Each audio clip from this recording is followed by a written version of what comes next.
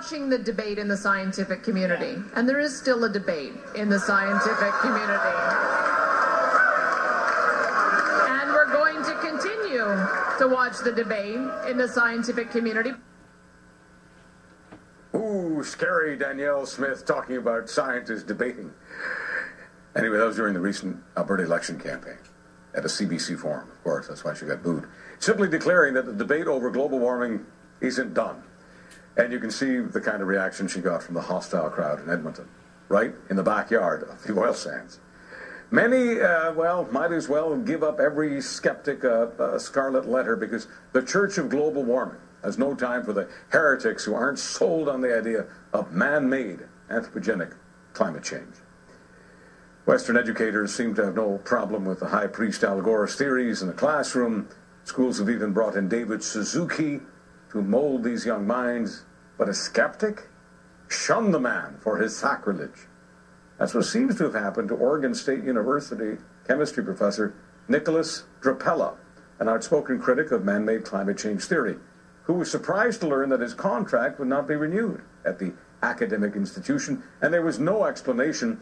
Drapella was well-liked by students, getting a 4.3 out of 5 on the Rate My Professor scale, with no scandals of any kind, except, well, his work as a climate change skeptic. The school claims that he wasn't fired for that reason. No. But what could it have been? What kind of pressure do other university skeptics face every day? Joining us now is another professor of climate realism, Dr. Tim Ball, joining us via Skype from Victoria, BC. Now, Tim, you've been telling us for years that one of the reasons why so many so-called scientists are on the side of Suzuki and Gore is because so many scientists are afraid to speak against orthodoxy, feeling they'll be exiled from funds and even exiled from institutions. Is this helping to make your case? Oh, absolutely. And, as you know, all I've ever called for, and the Friends of Science and the International Climate Science Coalition, all we've ever called for is a debate. And why would they not allow a debate? It was only recently, thanks to the good graces of Senator Nancy Green-Rain, that we got 4 climate scientists before the Senate committee hearing. But for years, they've denied us any participation at all. And of course, yeah, people are afraid. I gave a talk in Winnipeg about 5 years ago, and afterwards 3 employees of Environment Canada came up and said, "We agree with you, but we're afraid to say anything." And so this has been a real problem with this issue, that anybody that dares to step outside of the orthodoxy is immediately attacked. And of course, that should be a telling factor, Charles. The fact that there are personal attacks on people, not questioning or answering or dealing with the questions that they're asking. And that's the giveaway. You know, we bend over backwards to be okay with academic freedom. I say bend over backwards. You know, have professors, pay professors serious money to teach Marxism, Leninism, and all the other theories that are on the ash heap of history that have nothing to do with the real world. There's nothing in that for the kids to learn, but we're okay with that. But of course, deciding to debate the theory of man-made global warming, that's too controversial.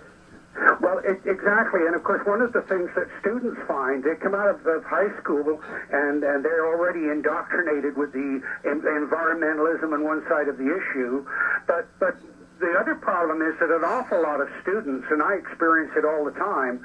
I gave a talk in southern Alberta a while ago, and some of the students came up to me after and said, "It's good to hear the other side finally." And so this is the problem. But they get to the university and they think, "Oh, fine, great, open, new ideas." What they find out is it's more dogmatic than any place they've ever been. The teacher gives you his views or her views, and you give them back, and you get an A. And anybody that dares to raise questions is immediately, not only is it seen as a personal attack on the professor, but how dare you? You're not as well informed. I used to tell students, don't ever write an essay about an area that the professor's involved in, because you're immediately going to run into these problems. And the history of academia, unfortunately, is full of this. when you look at what happened to Velikovsky, who dared to challenge what was being said about geology and the formation of the solar system, I mean, it's a frightening stories. And I know an awful lot of academics who have said to me, look, we've got two problems. One is we don't want to be attacked. We don't need that. The other is that the minute you come out with a particular view, you're branded as a conservative. We're socialists, and we don't want to have that branding. So that it's all related to the personal attack and not a debate about the science, and that's what's disturbing. No, you never want to be branded as a conservative. Oh, that's also a bad thing. Now, in the old days of Stalin's gulags, and of course they still have gulags in places like North Korea, if you have a dissenting perspective, you could actually be declared insane. I'm just wondering, Tim, is that happening yet in this country? Are there certain calls from the orthodoxy of man-made global warming to declare Dr. Tim Ball insane? Well, not in those specific terms, but you see, part of that calling somebody insane is then to isolate them from the larger community. And so if you just say, oh no, he's a climate science or climate change denier, and the term denier with all of the Holocaust and insanity of that, that's part of this personal attacks on people that goes on. So they don't come right out and say, no, the guy's a nut job, but they imply that with all of the terminologies that they use, and as I said, it's this isolation from the main community. And you also see that, Charles, in terms of the use of the word consensus.